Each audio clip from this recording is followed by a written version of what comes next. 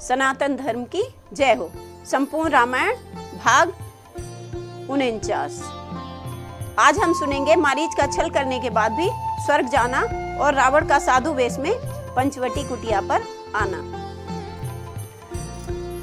तो जब मारीच ने इतना समझा दिया, रावण की समझ में नहीं आया, तो वो क्या कहता है। रावण बोला बाहरे तू तो है दरवेश, मैं सुनने आया नहीं तुझसे ये उपदेश। तो कहता है सर्वम खलबिदम ब्रह्म है जब, तब झूठा सारा नाता है, फिर किसको ज्ञान सिखाता है, खुद क्या बनकर समझाता है। कहते हैं जब ईश्वर सब जगह है तो फिर तू क्या बन के मुझको समझा रहा है। यदि नहीं साथ देगा मेरा तो ज्ञान भुला दूंगा सारा, सीता को हरने से पहले यमपुरी तुझे पहुंचा दूंगा। रावण की यह बात सुन कांप उठा मारीच, सोचा यद्यपि काम है सब प्रकार यह नीच, पर बस क्या है परवसता है, सब भांति मौत ही आई है। अब वो अपने मन में सोच रहा है, परवस क्या है परवसता है, सब भांति मौत ही आई है। इस ओर कुएं में गिरना है, उस ओर गिरूं तो खाई है। मरना ही है तो रावण के हाथों मरना निष्फल सा है, श्री राम बाण से मरने में सब भांति पार यह बेड़ा है। श्री राम बाण से मरने में सब भांति पार यह बेड़ा है। बस यही सोच कर मौन हुआ, मृग बनने को तैयार हुआ। अब होता है वह सब चरित्र जिसलिए राम अवतार हुआ, जिसलिए राम अवतार हुआ। दिन जब आते हैं बुरे होते खोटे काम, यह दोनों पहुंचे वहां थे जिस वन में राम। रावण ने वहां पहुंचते ही यह स्वांग बनाया नंगे का, अपनी असलियत छुपाने को कर लिया वेश भिकमंगे का। जब बुरा काम करता कोई तो हृदय सशंकित होता है, किसी बुरे काम को तुम चलोगे तो तुम्हारे मन में एक डर सा बना रहेगा। त्यों ही भेष बदलने से पहले रावण कुछ कंपित होता है। मारीच बड़ा माया भी था, मृग रूप धार वह गया वहीं, श्री सीताराम जहां पर थे चौकड़ी मार कर गया वहीं। मृग नैनी ने जिस समय देखा मृग की ओर, सीता जी को कहते हैं कि सीता जी ने जिस समय हिरण की ओर देखा। मृग नैनी ने जिस समय देखा मृग की ओर, बोल उठी रघुनाथ से उसी समय कर जोर। रघुकुल भूषण दुख हरण दीन बंधु भगवान, दासी की बिनती सुनो स्वामी दया निधान। मृग ऐसा तो देखा न सुना जैसा यह सुगढ़ सलोना है, देखो तो सर से पांव तलक सारा सोना ही सोना है। हे नाथ खाल लाओ इसकी तो कुटिया का श्रृंगार रहे, सोने के मृग की मृग छाला क्या अद्भुत यादगार रहे। भला कहीं संसार में हुआ सुवर्ण कुरंग, होनी होती है प्रबल करती है मति भंग। बाण चढ़ाया राम ने खींच धनुष की डोर, सौंप लखन को जानकी चले हिरन की ओर। फिर क्या था, कैसी मृगया कैसा ये मृग, वह एक तिलिस्मी छाया थी, मायापति जान रहे थे सब जो होने वाली माया थी। श्री राम जी से कुछ छुपा हुआ थोड़ा ही ना था, वो तो सब जान रहे थे।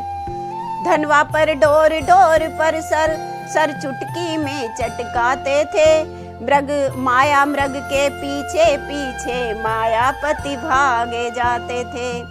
भोहों पर था तिरछा तनाव, माथे पर बल थे पड़े हुए, लोचन दोनों चौकन्ने थे मृग के शिकार पर लड़े हुए। हो इसी बहाने देव कार्य यह चाब चरण की गति में था, मृगया के नाते माथे पर भूभार भाव भूपति में था। माया मृग माया करता था, छुप छुप कर सम्मुख आता था। कन अखियों से मायापति की छवि भी निहारता जाता था। थोड़ा थोड़ा तिरछा देख देकर श्री रामचंद्र जी को निहार भी रहा था। थक गए राम चलते चलते, मुख पर श्रम बिंदु झलक आए। उस ओर देखने यह चरित्र देवता विमानों पर छाए। तब एक बाण सदगति देने लेने फिर एक प्राण पहुंचा। उस नयन बाण के साथ साथ प्रभु का वह काल बाण पहुंचा। अब तो माया सब नष्ट हुई, माया का मृग मारीच हुआ। जी भर कर राम रूप देखा, आनंद हृदय के बीच हुआ। मरते दम भी मायावी ने मित्रता निभाई रावण की। हे लक्ष्मण मेरी सुध लेना, ये कहकर देह संवरण की। लक्ष्मण जी का नाम लेकर के मेरी सुध लो और अपनी देह को, अपने प्राणों को त्याग दिया। वाक्य नहीं था एक लोह था आकाशी तीर, बींधा जिसने सिया का कोमल मृदुल शरीर। वो आवाज सीता जी तक पहुंच गई।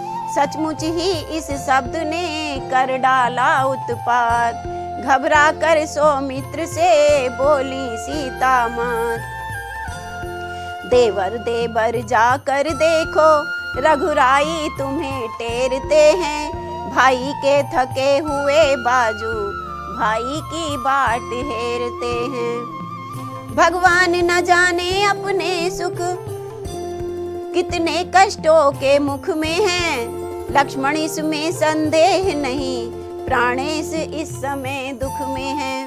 लखन लाल कहने लगे माता धरिए धीर। दुख कहाँ जब दुख के नाशक हैं रघुवीर। जब वो दुख का नाश करने वाले हैं तो फिर दुख कैसे हो सकता है। किसका साहस है हे माता जो उन्हें दुख पहुँचाएगा। सूरज जिस जगह प्रकाशित है कब वहाँ अंधेरा आएगा। अच्छा माना दुख आया भी तो दुखी नहीं कर पाएगा। आनंद कंद के दर्शन कर सुख का स्वरूप बन जाएगा। मेरा इस समय धर्म है यह, रहूं मैं रहूं आपकी रक्षा पर। सर्वस्व निछावर है मेरा अपने भाई की आज्ञा पर। यह वन है विशाल है व्याघ्र व्याल, भय चारों ओर घनेरा है। माँ तुम्हें अकेला छोड़ूं मैं, कर्तव्य नहीं यह मेरा है। जैसी हो भवितव्यता होता वही सदैव, होनी अनहोनी नहीं कर सकते हैं देव। नारी ऐसे समय में करती है प्रतिघात। सीता भी कहने लगी इसी तरह की बात। सीता जी ने भी कुछ ऐसी ही मन को दुखाने वाली बात कह दी।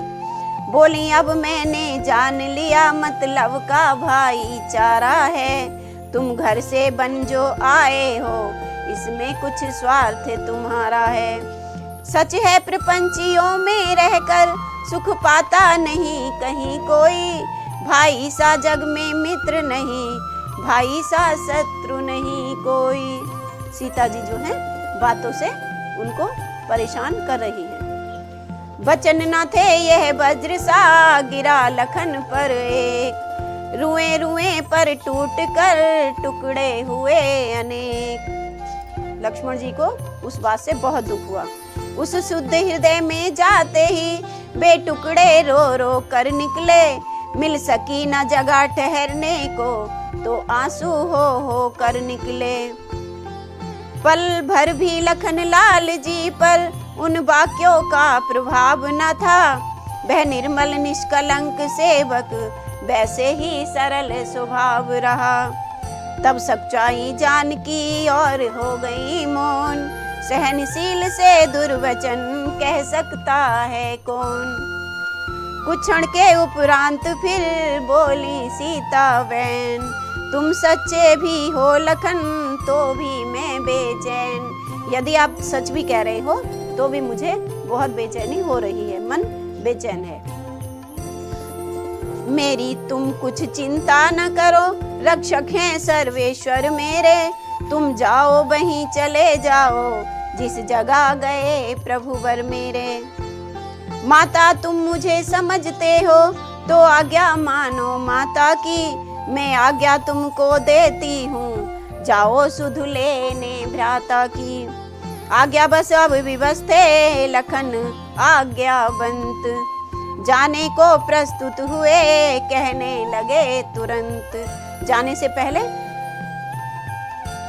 लक्ष्मण जी क्या कहते हैं? पवन देव तुम साक्षी हो, हे पक्षी गणों गवाह तुम्ही, मेरी इस धर्म नाव के अब, हे सूर्य देव मल्लाह तुम्ही। आज्ञा पालन करता हूँ मैं, बस इतना है संतोष मुझे, रघुराई अगर उलाह ना दे, तुम कह देना निर्दोष मुझे। तो जाते जाते भी उन्हें इतना रहा विवेक, सीता जी के चारों तरफ खींची रेखा एक। और फिर क्या कहते हैं? फिर बोले जाता हूँ माँ अब, तुम सावधान होकर रहना, आज्ञा के भीतर दास रहा, तुम रेखा के भीतर रहना। इस रेखा का उल्लंघन कर जो पर्णकुटी में आएगा, है आन उसे यह लक्ष्मण की, वह भस्म यहीं हो जाएगा।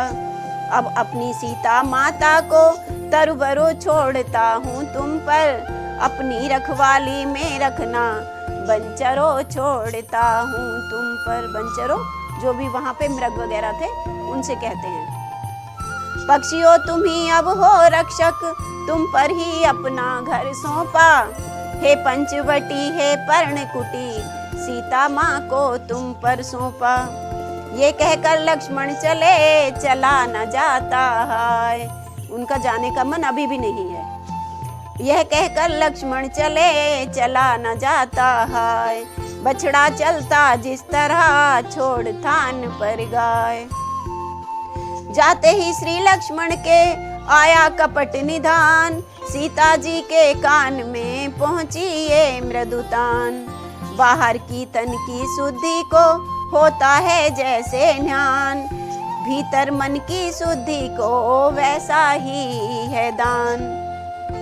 ये आवाज लक्ष्मण लगा रहा था रावण। सीता के आंखों ने देखा, बूढ़ा सा जोगी आता है, आवाज उसी जोगी की है, वही जोगी कुछ गाता है। एक तारा भी है हाथों में, बस उसे बजाता आता है, मीठी मीठी लहकारी में वह सदा लगाता आता है। और इसी तरह गाता हुआ चारों ओर निहार, सीता जी से कहने लगा दोनों हाथ पसार। क्या कहता है? हे माई मुझको भिक्षा दो, मर्तबा रहे आला तेरा, भगवान तुझे जीता रखे, हो सदा बोल वाला तेरा। तू दूधो नहाए पूतो फले, तू दिन पर दिन बढ़ भागिनी हो, भूखे को थोड़ा भोजन दे, देवी तू अटल सुहागिनी हो। मांग रहा है द्वार पर भिक्षा अतिथि अनाथ, गृह लक्ष्मी लौटार दे कैसे खाली हाथ। तो मध्याह्न काल के भोजन को कुछ फल कुटिया में रखे थे, लेकिन इस मृग के झंझट में अब तक न किसी ने चखे थे, अब तक किसी ने कुछ खाया नहीं था। अपने खाने का सोच नहीं, यदि है तो सोच भिखारी का, अच्छा हो चाहे बुरा किंतु मुश्किल है धर्म गिरस्ती का। उस रेखा के भीतर ही से बोली लो जोगी भिक्षा लो, कुटिया में जो फल हाजिर हैं वह देती हूँ लो भिक्षा लो। दो इतना आशीर्वाद हमें, उद्देश्य हमारा नष्ट न हो, आए शिकार से कुशल सहित, स्वामी को कोई कष्ट न हो। भिक्षा लेने के लिए आगे बढ़ा फकीर, ठहर गया जब बीच में देखी एक लकीर। जब उसने लक्ष्मण रेखा देखी तो रावण आगे नहीं बढ़ पाया, उसको वहाँ पे लक्ष्मण रेखा ने रोक दिया, उसमें अलग तरह का उसको कुछ महसूस हुआ। तो इसी के साथ अपनी कथा को आज हम यहीं विराम देते हैं और कल हम सुनेंगे सीता जी का हरण और जटायु का बलिदान। रामायण के पिछले भाग देखने के लिए साहित्य संगम की संपूर्ण रामायण प्लेलिस्ट पर जाएं। वीडियो को लाइक करें, चैनल को सब्सक्राइब करें और हमारी वीडियो आपको कैसी लगती है कमेंट करके बताएं। अयोध्या नगरी के पावन धाम को सत सत नमन और जय श्री राम।